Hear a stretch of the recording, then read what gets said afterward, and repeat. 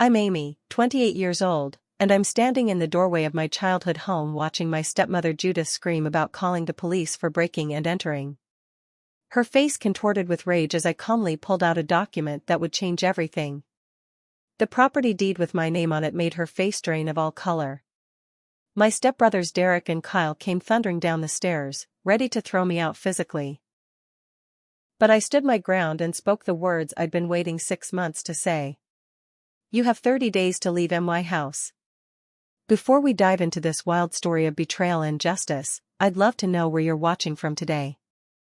If you've ever dealt with toxic family members who tried to steal what was rightfully yours, hit that like button and subscribe so you don't miss what happens next.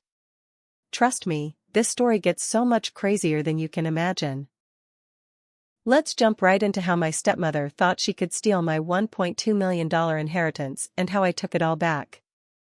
The nightmare began 6 months ago when my father collapsed in his study from a sudden heart attack. I was at work when I got the call that would shatter my world. Racing to the hospital, I arrived just in time to hold his hand one last time before he passed. Through my tears and grief, I noticed Judith's behavior seemed off. She was crying, yes, but there was something calculating in her eyes as she asked the nurses about his personal effects and kept mentioning paperwork that needed to be handled immediately. 3 days after the funeral, while I was still in a fog of grief, our family lawyer called me for a private meeting. That's when I learned the truth that would set everything in motion. My father had left everything to me in his will. The house valued at $1.2 million, his savings accounts, his investment portfolio, even his beloved vintage car collection. The lawyer explained that my father had updated his will just 2 months before his death, ensuring I would be protected. He'd apparently had concerns about Judith's spending habits and her influence on my stepbrothers. I made the decision to keep this information to myself temporarily. Something in my gut told me to wait and watch. Judith had already started telling everyone at the funeral that as his widow, she would naturally inherit everything. She spoke with such confidence about her plans for the house, how she would take care of her boys Derek and Kyle, now that they would never have to worry about money again. My father's relatives nodded sympathetically, assuming she was the rightful heir. Within a week, Judith's true colors began to show. She went through my father's study like a hurricane, tossing papers everywhere, clearly searching for something. When I asked what she was looking for, she snapped that it was none of my business and that I should start thinking about finding my own place soon. The woman who had played the role of caring stepmother for 5 years was dropping her mask with alarming speed. Derek and Kyle, 31 and 29 respectively, immediately quit their jobs. Derek had been working at a warehouse, barely showing up even before Dad died. Kyle had been bouncing between retail jobs, never lasting more than a few months anywhere. Now they lounged around the house all day, ordering expensive takeout and talking about the cars they were going to buy with their inheritance. They started treating me like I was the interloper in my own childhood home. The disrespect escalated quickly. Judith began redecorating without any consideration for preserving my father's memory. His awards from 30 years in the construction business went into boxes. His favorite leather chair was hauled to the curb. Photo albums showing my late mother and our family history were shoved into the garage. When I protested, she coldly informed me that she needed to make the space her own and that dwelling on the past was unhealthy. The vintage car collection was the next casualty. My father had spent 20 years lovingly restoring those 5 classic cars. Each one had a story, memories of weekend drives and car shows we'd attended together. Judith sold them all within a month through some dealer she knew, pocketing the cash without even telling me they were gone until I went to the garage and found it empty. When I confronted her, she laughed and said dead men don't need toys. I documented everything. Every sale, every destroyed memento, every cruel comment.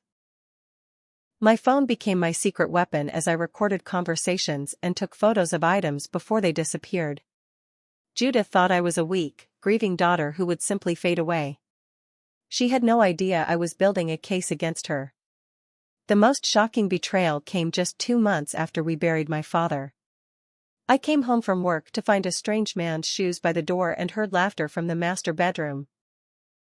Judith emerged with Bradley, introducing him as her new friend who would be spending more time at the house.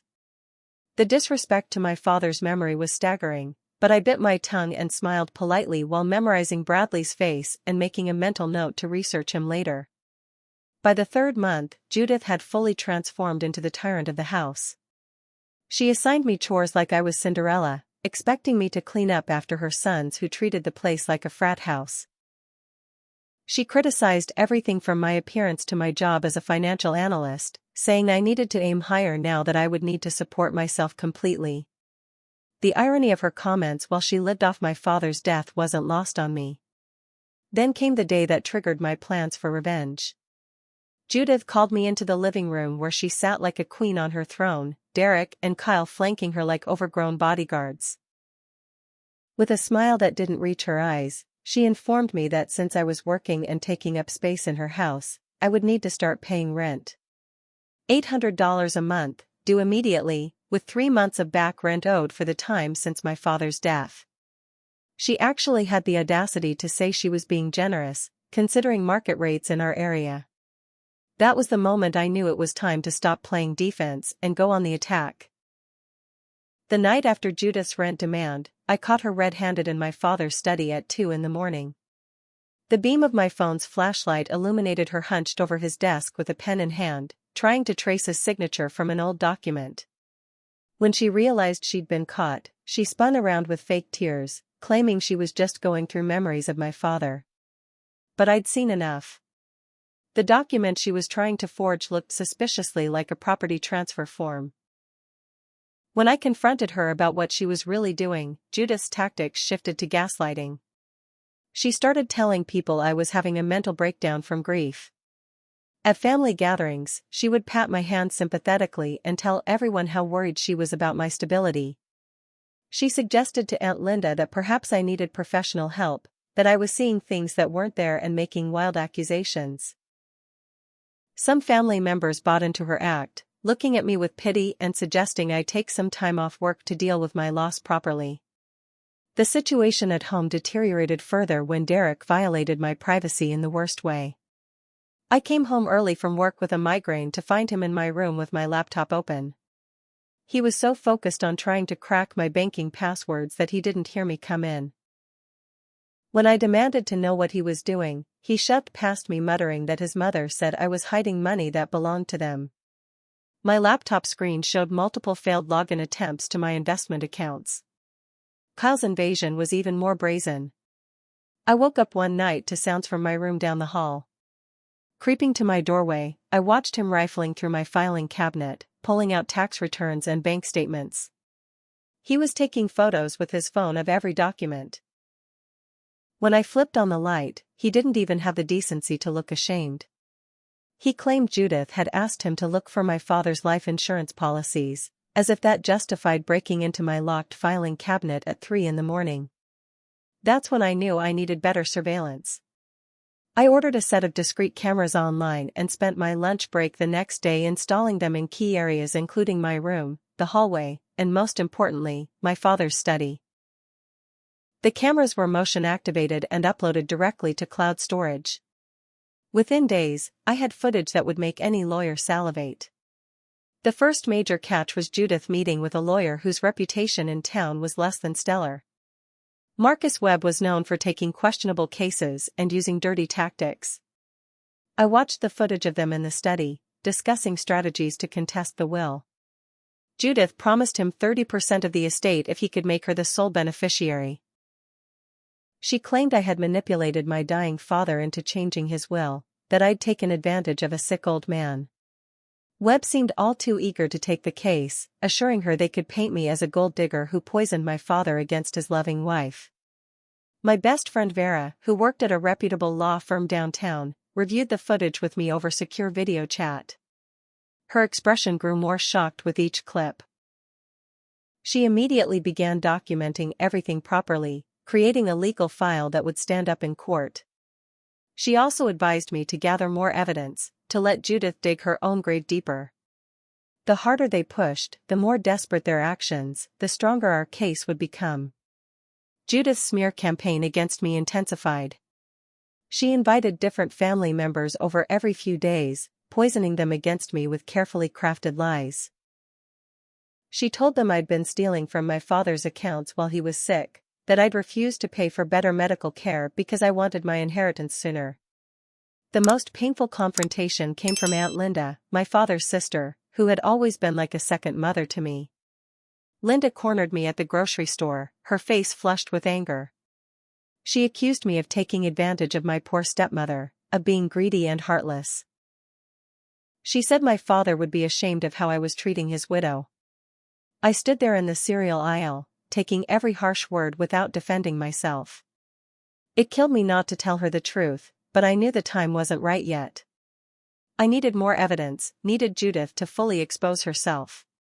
While I maintained my silence publicly, the cameras were capturing everything. Judith in the study late at night, going through my father's business files. Her phone conversations with Bradley about their plans once they got the money. Derek and Kyle discussing which cars they'd buy and how they'd divide up the house profits. Every incriminating word was being recorded and safely stored. The most damning evidence came when I discovered Judith had been accessing my father's business accounts. He'd run a successful construction company for 3 decades, and while the business had been sold before his death, there were still residual payments coming in from long-term contracts. Judith had somehow gained access and was slowly draining these accounts, transferring money to an offshore account she thought was untraceable. But she'd made a crucial mistake using the computer in the study, not realizing it was all being captured by my hidden camera. Frame by frame, I watched her type in routing numbers and transfer amounts, building the fraud case that would be her downfall. The day Judith changed the locks was when I realized she was done pretending to tolerate my presence. I came home from a long day at work to find my key wouldn't turn. Through the window, I could see Derek lounging on the couch, smirking as he watched me struggle with the lock. When I rang the doorbell, Judith answered with a triumphant smile, informing me that as the homeowner, she had every right to control who had access. She handed me a single key that she said would only work on the back door, and only during certain hours. My new sleeping arrangements were equally humiliating. Judith moved all my belongings to the garage while I was at work, setting up an old cot between boxes of Christmas decorations and my father's tools. She claimed the master bedroom for herself and Bradley, giving my childhood room to Derek. Kyle took over the guest room. When I protested that the garage wasn't insulated and winter was coming, she suggested I should have thought about that before being so difficult about paying rent. The sabotage of my professional life began subtly. Derek accidentally spilled an entire pot of coffee on my work laptop one morning, rendering it completely unusable. The timing was suspicious, happening just before a major presentation I'd been preparing for weeks. When I confronted him, he shrugged and said accidents happen, maybe I shouldn't leave expensive equipment lying around. The smirk on his face told me everything I needed to know about how accidental it really was. Kyle took a different approach to making my life miserable. He created fake social media profiles and began posting horrible lies about me online. According to his posts, I was a drug addict who had stolen from my dying father. He tagged mutual acquaintances and even some of my co-workers, claiming he was concerned about my behavior and warning them to be careful around me. The posts included photos of me taken without my knowledge, edited to make me look strung out and unstable. Some people at work started giving me strange looks, and I overheard whispers in the break room. The house became a nightmare of boundaries crossed and basic respect abandoned. Judith invited her entire family to move in temporarily, she claimed, though they showed no signs of leaving. Her sister Nancy took over the living room, her adult nephew Craig sprawled across every common area, and various cousins came and went as if the house were a hotel. They ate food I'd bought for myself, used my toiletries, and went through my belongings in the garage without permission. When my professional clothes started disappearing from the laundry, I had to start taking everything to a laundromat.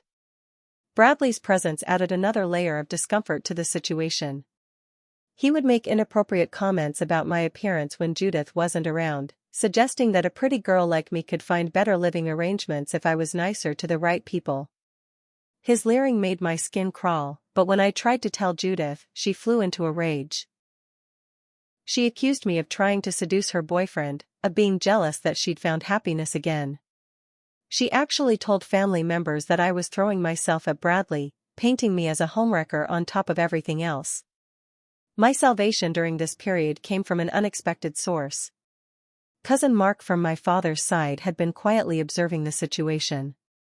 Unlike the others, he'd noticed inconsistencies in Judith's stories and reached out to me privately. He offered me a safe place to stay on nights when things got too bad, and more importantly, he started documenting what he witnessed at the house. His testimony would later prove valuable in court. The false police report was a new low even for Judith. I was in the middle of a crucial meeting when 2 officers arrived at my workplace, asking to speak with me about threats I'd allegedly made against my stepmother. In front of my boss and colleagues, I had to explain that there was a family dispute and that no threats had been made. The officers were professional but thorough, and the damage to my reputation was immediate.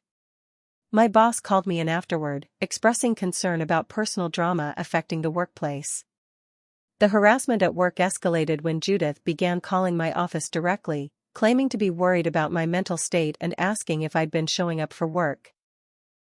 She told the receptionist she was concerned I might be a danger to myself or others. HR got involved, and I found myself in the humiliating position of having to explain my family situation to protect my job.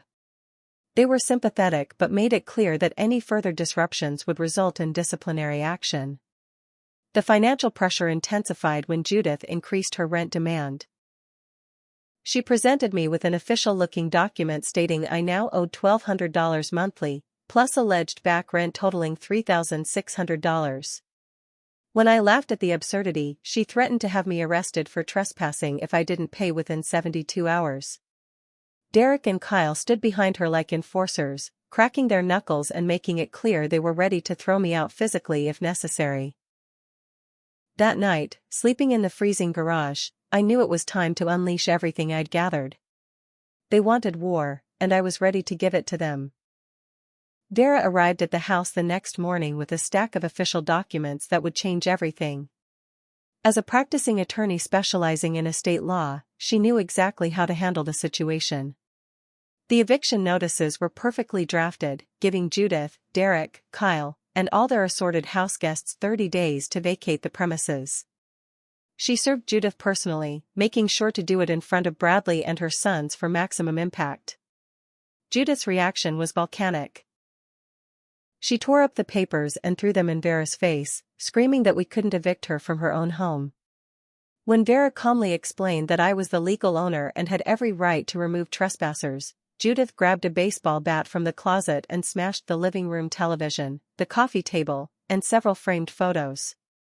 Derek had to physically restrain her from attacking Vera, while Kyle filmed everything on his phone, still convinced social media would save them. The restraining order Judith tried to file against me backfired spectacularly. She marched into court claiming I was harassing and threatening her, but when the judge asked for evidence, all she had were her own dramatic statements. Meanwhile, Vera presented security footage of Judith destroying property, Derek breaking into my room, and Kyle's online harassment campaign.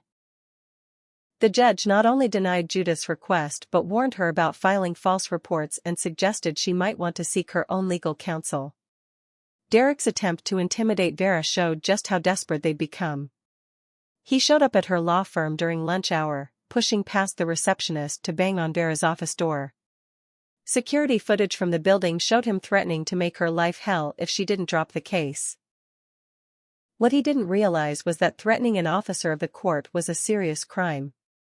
Dara filed charges immediately, and a warrant was issued for Derek's arrest. Kyle's digital trail of harassment finally caught up with him when the death threats started.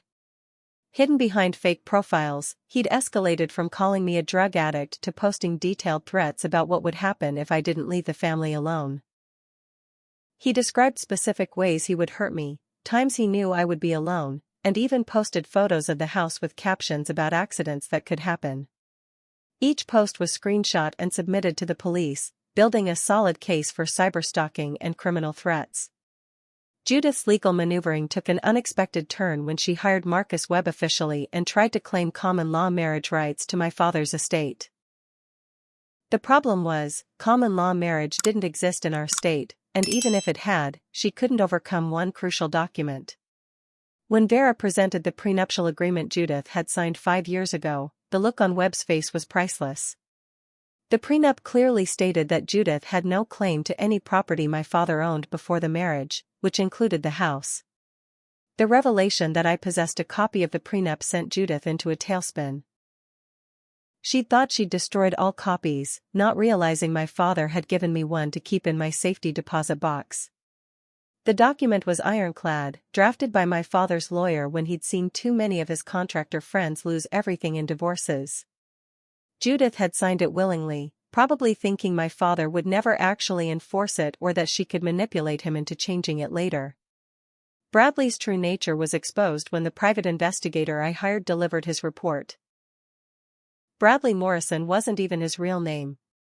He was actually Gerald Hoffman, a con artist with a history of targeting wealthy widows. He had 3 previous arrests for fraud, though he'd managed to avoid serious jail time by paying restitution when caught. His modus operandi was to romance grieving women, gain access to their finances, and disappear with as much as he could grab. Photos showed him with different women at casino resorts, always living large on someone else's dime. When I presented this information to Judith through Vera, hoping she might see reason and leave quietly, she accused me of fabricating the entire report out of jealousy. She was so deep in denial about Bradley that she refused to even look at his arrest records. She claimed I was trying to ruin her chance at happiness because I couldn't stand to see her move on from my father. The irony of her defending a con artist while sitting in my stolen house wasn't lost on anyone. As the eviction date approached, more family members began to see the truth. Aunt Linda called me in tears, apologizing for believing Judith's lies. She'd run into Mark at the store, and he'd shown her some of the security footage on his phone. Seeing Judith destroying my father's belongings and hearing her brag about taking everything had opened Linda's eyes. One by one, family members who'd been turned against me started reaching out, expressing shock at being manipulated. The legal pressure was mounting from multiple directions. Derek was arrested at his girlfriend's apartment and charged with criminal threats and attempted intimidation of a witness. Kyle was picked up at a local bar and charged with cyberstalking and making terroristic threats. Both were released on bail that Judith had to scramble to pay, depleting the funds she'd stolen from my father's business accounts. Webb was trying to distance himself from the case as it became clear his clients were facing criminal charges. The crescendo came when Judith made one last desperate play. She tried to take out loans against the house, forging my signature on applications to multiple banks. What she didn't know was that I'd already placed alerts on the property title and my credit reports. Every attempted application was flagged immediately, and the forged signatures were obvious even to untrained eyes. This added mail fraud and attempted bank fraud to her growing list of charges. The woman who'd thought she could steal everything was now looking at serious prison time. Judith's fake cancer announcement came through a tearful Facebook post that would have been Oscar-worthy if it weren't so despicable. She claimed she'd been diagnosed with stage 3 ovarian cancer and had only months to live. The post included stolen photos from actual cancer patients' blogs, showing bald heads and hospital beds. She wrote about how her cruel stepdaughter was throwing a dying woman onto the streets, how she needed prayers and financial support during this difficult time. Within hours, the post had hundreds of shares and comments expressing outrage at my heartlessness. The manipulation of Derek and Kyle reached new heights as she coached them on what to say in their own social media campaigns. Derek posted videos of himself crying, talking about watching his mother waste away while his stepsister counted her money. Kyle shared childhood photos of Judith, writing long captions about how she'd sacrificed everything to raise them and now was being discarded like trash. They tagged every mutual connection, every distant relative, every person who might have influence in the community. The GoFundMe page Judith created was a masterpiece of deception. Titled Help Judith Fight Cancer and Homelessness, it featured a heartbreaking story of a widow battling both disease and a greedy stepdaughter. She claimed she needed $50,000 for treatment, living expenses, and legal fees to fight the wrongful eviction. The page included fake medical documents she'd created using templates from the internet, complete with forged doctor signatures and official-looking letterheads. Donations started pouring in from compassionate strangers who had no idea they were funding a con artist. The situation at my workplace became untenable when several coworkers donated to Judith's fundraiser. They started treating me with open hostility, unable to understand how I could evict a dying woman. Someone printed out Judith's Facebook posts and left them on my desk with notes calling me heartless. Others whispered about karma and how money couldn't buy compassion. When I tried to explain the situation to a trusted colleague, she told me that whatever family drama existed, throwing out a cancer patient was unforgivable. HR called me in for a formal meeting when Judith showed up at my office building in a wheelchair, flanked by Derek and Kyle. She made a scene in the lobby, weeping about needing to see her stepdaughter one last time before she died. Security tried to remove her, but she claimed she was too weak to move. The entire spectacle was witnessed by dozens of my coworkers coming back from lunch. My boss informed me that while they sympathized with family difficulties, the continuous disruptions were affecting team morale and productivity. I was given an official warning and told any further incidents would result in suspension. The wheelchair performance continued as Judith began appearing at local businesses I frequented, always ensuring maximum visibility. She showed up at my gym, my favorite coffee shop, even my hair salon, each time playing the dying woman betrayed by family. She'd mastered the art of looking frail, wearing oversized clothes to appear gaunt and makeup to create dark circles and a pallid complexion. Local news picked up the story after she staged a collapse outside the courthouse, and suddenly my face was on the evening news as the heartless woman evicting her dying stepmother. The security footage that exposed her came from an unexpected source. The owner of the parking garage next to the casino contacted Vera after seeing the news story. He recognized Judith from their security cameras and thought we should know what he'd captured. The footage showed Judith jumping out of the wheelchair as soon as she thought she was out of sight, practically running to the casino entrance. Timestamps showed this was mere hours after her dramatic courthouse collapse. We had multiple angles of her dancing at the casino bar, drinking champagne, and playing the slots with remarkable energy for someone supposedly dying.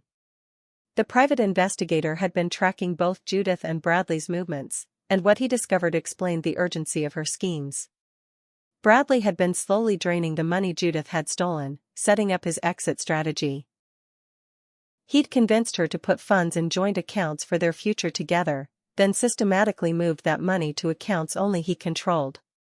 The investigator had photos of Bradley at the airport with luggage, checking flights to countries without extradition treaties.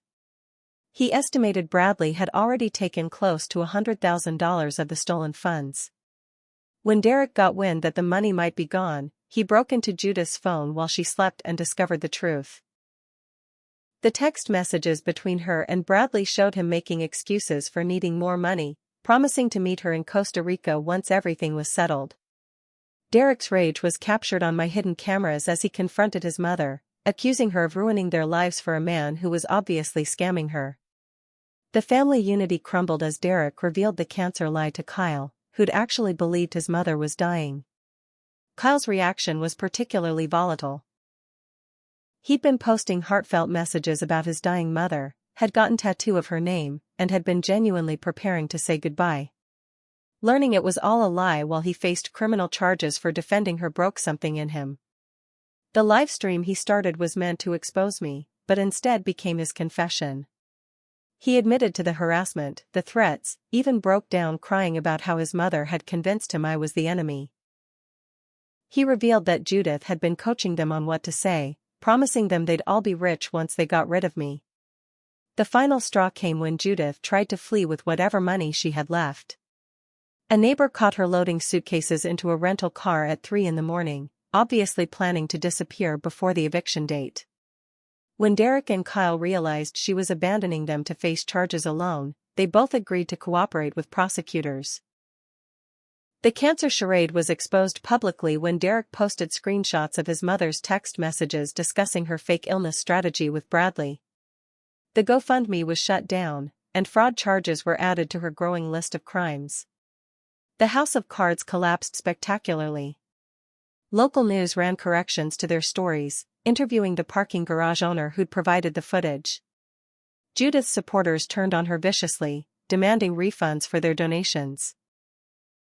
My workplace received dozens of apologies on my behalf, and HR rescinded their warning after reviewing the evidence Vera provided. Bradley, sensing the walls closing in, did exactly what we'd expected. He vanished with approximately $150,000 of Judith's stolen money, leaving her to face the consequences alone. Eviction day arrived with a small army of sheriff's deputies, necessary given the threats and violence Judith had displayed throughout the process. I stood on the lawn with Vera, watching as officers knocked on the door of my childhood home. The peace of the morning was shattered by Judith shrieking from inside, screaming that she wouldn't leave, that we'd have to drag her out in front of the cameras she was sure would arrive to document her persecution. Judith had barricaded herself in the master bedroom, pushing furniture against the door and threatening to harm herself if anyone tried to enter.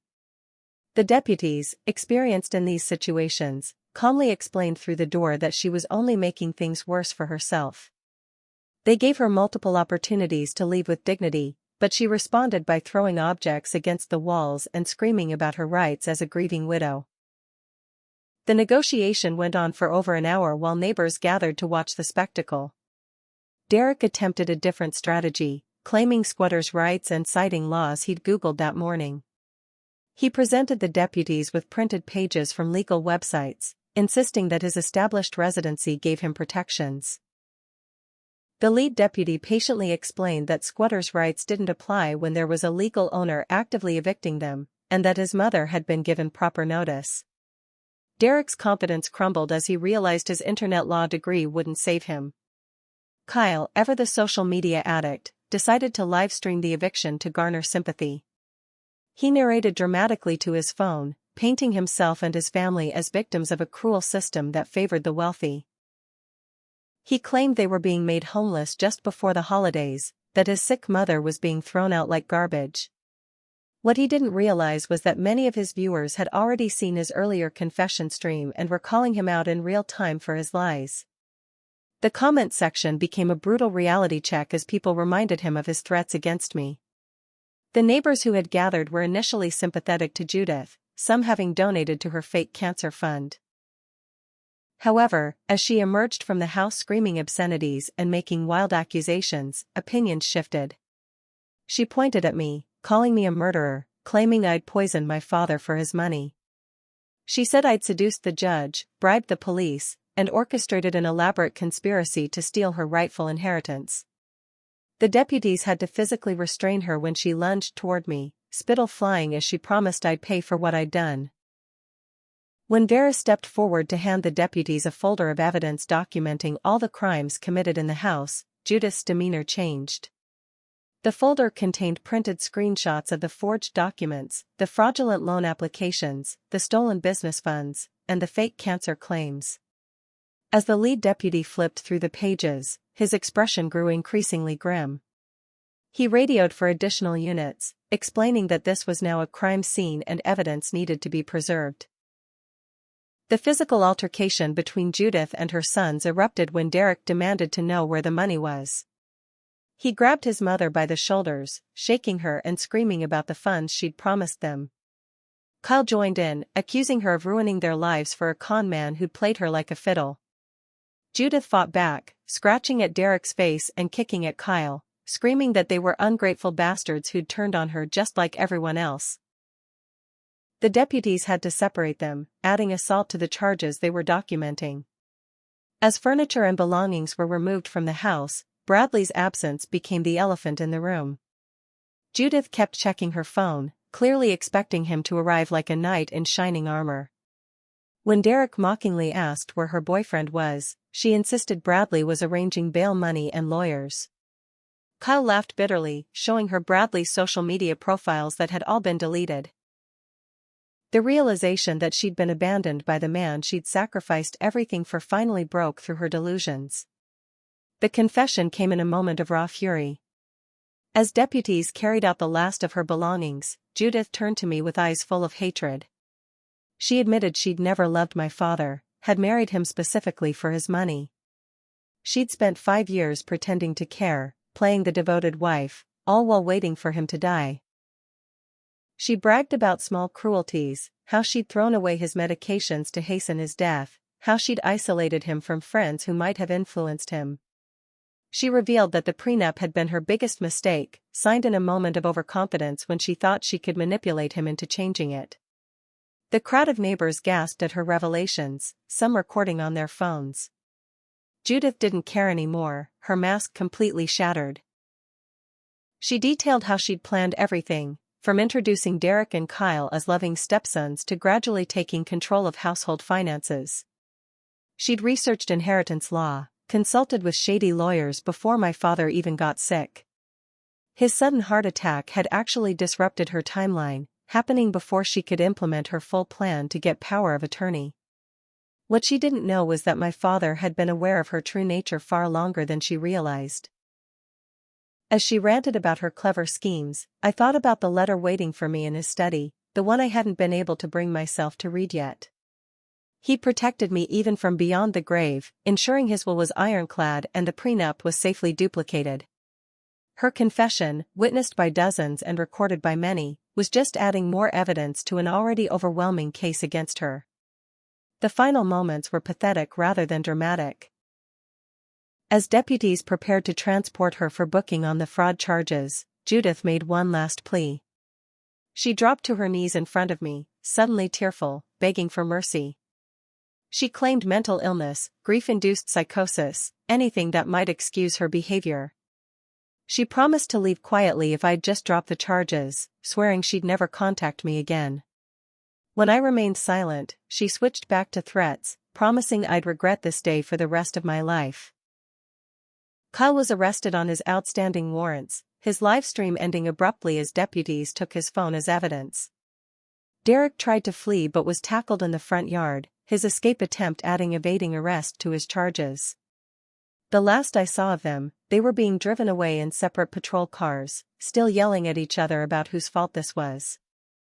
The house stood empty and damaged but finally free of their poison. Standing in the empty house after everyone had gone, I felt the weight of the past 6 months crushing down on me. Every room held memories both beautiful and terrible. The scratches on the hardwood where Judith had dragged furniture, the holes in walls where Derek had punched in frustration, the missing photos that had once made this house a home. I walked through each room slowly, cataloging the damage, both physical and emotional. The silence was deafening after months of conflict and chaos. In my father's study, I finally found the courage to open his hidden safe, the one Judith had never discovered despite her searching. Inside, along with important documents and family heirlooms, was a letter addressed to me in his careful handwriting. My hand shook as I opened it, tears already blurring my vision before I read the first word. His message was both heartbreaking and empowering, revealing he'd known about Judith's true nature but had stayed to protect me, to ensure I'd inherit everything without contest. He wrote about watching Judith pretend to care, seeing through her performance but playing along to keep peace. He'd started feeling unwell months before his death and suspected she might be involved, though he could never prove it. That's why he'd updated his will so carefully, ensuring multiple copies existed with different lawyers. He expressed pride in my strength, knowing I'd handle whatever came after his death with grace and intelligence. He asked me not to let bitterness consume me, to use the inheritance to build a life filled with love and purpose. The letter revealed one more secret that made me sob with gratitude. He'd hidden money in various accounts specifically for rebuilding the house after Judith's inevitable destruction. He predicted she would damage things out of spite and wanted to ensure I could restore our home properly. His foresight and love, reaching out from beyond death to still take care of me, broke the dam of grief I'd been holding back. I sat in his chair and cried for hours, mourning not just his death but all the conversations we'd never have. Over the following weeks, Vera helped me navigate the legal aftermath. Judith was charged with multiple counts of fraud, forgery, theft, and destruction of property. The evidence was so overwhelming that her court-appointed attorney advised her to take a plea deal. She received 5 years in prison and was ordered to pay restitution, though everyone knew she'd spent or lost most of the stolen money. During her sentencing, she showed no remorse, still claiming she was the real victim. Derek pleaded guilty to criminal threats and attempted witness intimidation, receiving 2 years in prison and anger management counseling. His girlfriend left him, his few remaining friends distanced themselves, and he lost any chance at a decent job with his new criminal record. Kyle got 18 months for cyberstalking and harassment, his social media accounts permanently banned. Both brothers were also ordered to pay restitution for the damage they've caused to the house and my property. The house renovation became a healing process. I hired contractors from my father's old company, men who'd respected him and were horrified by what Judith had done. They worked with extra care, understanding this wasn't just construction but restoration of a family home. We repaired the damage, updated systems my father had been planning to fix, and created a memorial wall with photos Judith had tried to destroy but I'd managed to save. The house slowly transformed from a crime scene back into a home. Reconciliation with family members came gradually. Aunt Linda became one of my strongest supporters, appalled that she'd been manipulated into attacking me. She helped organize a family gathering to clear the air, where relatives who'd been turned against me apologized for believing Judith's lies. Some relationships were permanently damaged, but most family members were just grateful the truth had come out. We shared stories about my father, healing together through remembering the man he really was. 6 months after the eviction, I'd settled into a new routine. The house felt peaceful again, filled with good memories rather than recent traumas. I'd returned to work with a promotion, my boss impressed by how I'd handled such a difficult situation while maintaining my professionalism. Dara and I had become even closer through the ordeal, and she introduced me to her colleague Sam at a celebration dinner for winning the case. Sam was different from anyone I'd dated before, perhaps because I was different after everything I'd survived. He appreciated my strength without trying to fix or save me. He understood when I needed to talk about my father and when I needed distraction from heavy memories. Our relationship developed slowly, built on genuine connection rather than need or desperation. He made me laugh again, something I'd thought might never happen naturally. The scholarship foundation I established in my father's name became my way of honoring his legacy. We provided funds for young people entering the construction trades, continuing his commitment to building careers and communities. At the first award ceremony, I spoke about my father's values, his belief in hard work and integrity. Several of his former employees attended, sharing stories about his mentorship. It felt like he was there with us, proud of what his life's work had become. A year later, I hosted Thanksgiving in the fully restored house. The dining room table was surrounded by chosen family, people who'd proven their loyalty through the darkest period of my life.